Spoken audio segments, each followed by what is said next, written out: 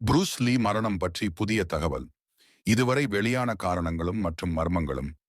தற்காப்பு கலையை திரைப்படங்களின் வாயிலாக உலகளவில் கொண்டு போய் சேர்த்ததில் புரூஸ் லீக்கு தனி பங்குண்டு.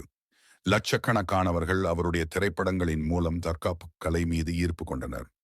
கடைசி வரை பாருங்கள். Welcome to Tamil world. அவர் மர்மமான முறையில் 32 வயதில் உயிரிழந்த போது அவருடைய இறப்புக்கு பல்வேறு காரணங்கள் சொல்லப்பட்டன. மாஃபியா கும்பல்கள் கொலை செய்துவிட்டன என்பது முதல் 2018ஆம் ஆண்டில் சொல்லப்பட்ட வெப்ப அதிர்ச்சி வரை அந்த காரணங்களை தனித்தனியாக பட்டியலிடும் அளவுக்கு நீளமானது.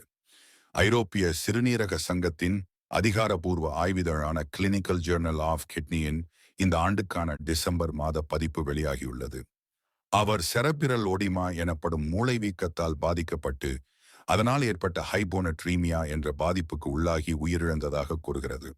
ஹைபோனட்ரீமியா இருந்ததற்கான பல காரணிகள் புரூஸ் லீயிடம் இருந்ததாகவும் அந்த ஆய்வு கட்டுரை கூறுகிறது. நீரை வெளியேற்றும் திறனை குறைப்பது அல்லது சிறுநீரக குழாய்களின் நீர் வெளியேற்ற வழிமுறைகளில் குறுக்கிடக்கூடிய மருந்துகளை உட்கொள்ளுதல், ஸ்டெராய்டு அழற்சி எதிர்ப்பு மருந்துகள், ஓபியாய்டுகள், மது அருந்துதல், கடுமையான சிறுநீரக காயம், கடந்த காலத்தில் கடுமையான சிறுநீரக காயம் போன்றவை இருந்ததாக குறிப்பிடுகிறது. புரூஸ் லீ உயிரிழந்த நாளில் என்ன நடந்தது? புரூஸ் லீ உயிரிழந்த நாளன்று என்ன நடந்தது என்பதை குறித்து பொதுவெளியில் இருக்கக்கூடிய தகவல்களை இந்த ஆய்வுக் கட்டுரை விவரிக்கிறது. அந்த விவரங்கள்: அவர் உயிரிழந்த நாளன்று புரூஸ் லீயும் அவரது படங்களுக்கு தயாரிப்பாளராக இருந்த ரேமண்ட் ஷோவும் லீயின் காதலி என்று கருதப்பட்ட பெட்டி டிங் பெயின் வீட்டிற்கு காரில் சென்றனர். டிங் பெய் உடன் லீ சில மணி நேரத்தை தனியாக கழித்தார். பிறகு அங்கு தன்னுடைய வரவிருந்த திரைப்படத்தின் சில காட்சிகளை தீவிரமாக நடித்து பார்த்தார். அவர் வீட்டிற்கு செல்வதற்கு முன்பாக கஞ்சாவை பயன்படுத்தியிருந்தார். இரவு 7:30 மணி அளவில் தண்ணீர் குடித்த அவருக்கு தலைவலியும் தலை சுற்றலும் ஏற்பட்டது. டிங் பெய் அவருக்கு ஒரு எக்வாஜெசிக் மாத்திரையை அவர் முன்பே எடுத்துள்ள மெப்ரோபாமேட் மற்றும் ஆஸ்பிரின் கலவை கொடுத்தார். லீ ஓய்வெடுப்பதற்காக படுக்கை அறைக்கு சென்றார். அந்த நேரத்தில் ரேமண்ட் ஷோ அங்கிருந்து கிளம்பினார். இரவு 9:30 மணி அளவில் லீ மயங்கிய நிலையில் இருப்பதை டிங் பெய் கண்டார். அவரை எழுப்ப முயன்றும் எந்த பலனும் இல்லை. பிறகு கிளம்பிச் சென்ற ஷோவை அழைத்தார். அவர்கள் ஒரு மருத்துவரை அழைத்தனர். மருத்துவர் 10 நிமிடத்திற்கு சிபிஆர் முறை மூலம் இதயத்தை மீண்டும் துடிக்க வைக்க முயன்று தோல்வியுற்றார். லீ அருகில் இருந்த மருத்துவமனைக்கு கொண்டு செல்லப்பட்டார். அங்கு அவர் இறந்துவிட்டதாக அறிவிக்கப்பட்டது. பிரேத பரிசோதனையில் வெளிப்புற காயங்களோ நாக்கை கடித்ததற்கான அறிகுறியோ எதுவும் இல்லை. கடுமையான பெருமூளை வீக்கத்தால் 1400 கிராம் எடை இருக்க வேண்டிய மூளை 1575 கிராம் எடைக்கு இருந்தது. வயிற்றில் கஞ்சாவின் தடயங்கள் கண்டுபிடிக்கப்பட்டன. புரூஸ் லீயின் மரணம் எக்வாஜெசிக் மாத்திரைக்கு அதிக உணர்திறன் கொண்டிருந்ததால் ஏற்பட்ட பெருமூளை வீக்கம்தான் காரணம் என்று அதிகாரப்பூர்வமாக தீர்மானிக்கப்பட்டது. லீ மரணத்தின் மற்ற காரணங்களும் புதிய ஆய்வு சொல்லும் விளக்கங்களும்: லீ அந்த மாத்திரையை முன்பும் பயன்படுத்தியுள்ளார். அவர் உயிரிழந்த நாளன்று கூட உடல்நலம் சரியில்லாமல் போன பிறகுதான் அதை எடுத்துள்ளார். ஆகவே அவருக்கு இந்த மாத்திரையை எடுக்கும் முன்னரே அறிகுறிகள் தென்பட்டன. மேலும் எக்வாஜெசிக் மாத்திரை தான் காரணமாக இருந்திருந்தால் உடற்கூராய்வில் மூளை வீக்கம் மட்டுமே ஒரு தடயமாக கிடைத்திருக்காது என்று கிளினிக்கல் கிட்னி ஜர்னலில் வெளியாகியுள்ள புதிய ஆய்வு கூறுகிறது. அவர் இறப்பதற்கு முந்தைய மாதமான மே 10ஆம் தேதியன்று அவருக்கு வலிப்பு ஏற்பட்டது. ஆகவே அவருடைய மரணத்திற்கு வலிப்பு காரணமாக இருக்கலாம் என சொல்லப்பட்டது.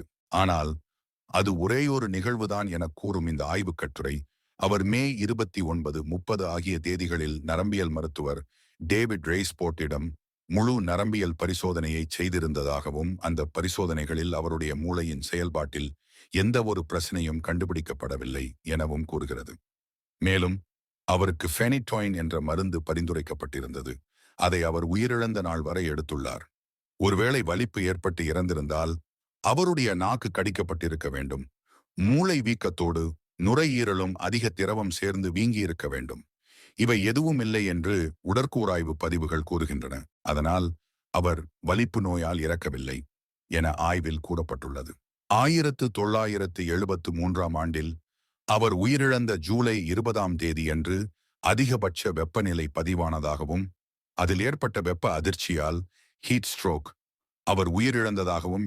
ஆனால் வெப்ப அதிர்ச்சியின் போது உடல் உறுப்புகளின் வெப்பநிலை 40 டிகிரி செல்சியஸுக்கும் மேலே இருக்கும். தோல் வெப்பம் மிகுந்து வறண்டு காணப்படும். மத்திய நரம்பு மண்டலத்தில் அசாதாரணங்கள் தென்பட்டிருக்கும். மேத்யூ போல்லி மே 10ஆம் தேதியன்று ப்ரூஸ் லீக்கு வியர்வைச் சுரப்பிகள் அகற்றப்பட்டதாகவும் அது அவர் வெப்ப அதிர்ச்சிக்கு உள்ளாவதற்கான வாய்ப்புகளை அதிகப்படுத்தியதாகவும் கூறியுள்ளார் என கூறும் புதிய ஆய்வு வெப்ப அதிர்ச்சிக்கான வாய்ப்புகளை இது அதிகரிக்காது என்று வாதிடுகிறது.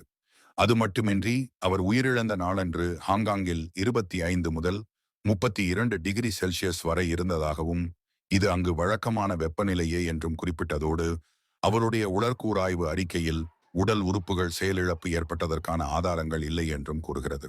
இறப்புக்கு சால்லப்படும் புதிய காரணம் ஹைபோனட்ரீமியா இருந்ததாகவும் அந்த ஆய்வுக் கட்டுரை கூறுகிறது.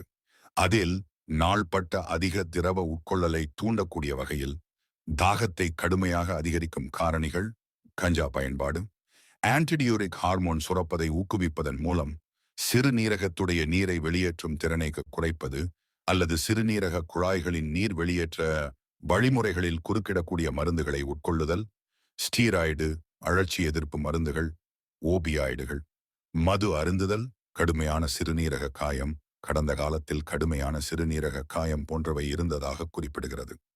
அத்துடன் லீ மே 10ஆம் தேதியன்றே மூளைவீக்கத்தால் பாதிக்கப்பட்டார். அவர் ஹாங்காங்கில் ஒரு டப்பிங் வேலையில் இருக்கும் பொழுது தலைவலியும் தலை சுற்றலும் ஏற்பட்டது. அதன் பிறகு அவர் மதியம் சாப்பிட்டதையும் வாந்தி எடுத்துள்ளார். அவரால் நிற்க முடியாமல் தடுமாறியுள்ளார். அவரை அருகிலிருந்த பாப்டிஸ்ட் மருத்துவமனைக்கு கொண்டு சென்ற போது மூளை வீக்கம் ஏற்பட்டிருந்தது கண்டறியப்பட்டது. அதன் பிறகு அவர் அமெரிக்காவில் மருத்துவர் ஹெரால்ட் எல். கார்ப்மனிடம் மே 25ஆம் தேதி இயல்பாக இருந்ததாகவும் இது அவருக்கு முன்பே சிறுநீரக காயம் ஏற்பட்டிருந்ததை காட்டுகிறது என்று புதிய ஆய்வு கூறுகிறது. லீயின் மனைவி லிண்டா அவருடைய அதிக நீர்ச்சத்து கொண்ட உணவு முறை குறித்தும் கூறியுள்ளார். அவர் உயிரிழந்த நாளிலும் போலி அவர் அதிகளவு தண்ணீர் அருந்தியதை பற்றி பேசினார் என்று குறிப்பிடும் இந்த ஆய்வு கட்டுரையில் ப்ரூஸ் லீ மூளை வீக்கத்தால் ஏற்பட்ட ஹைபோனட்ரீமியாவால் உயிரிழந்ததாக தெரிவிக்கப்பட்டுள்ளது. தேங்க்யூ வாட்சிங் this video. Like and share மற்றும் சப்ஸ்கிரைப் செய்யவும்.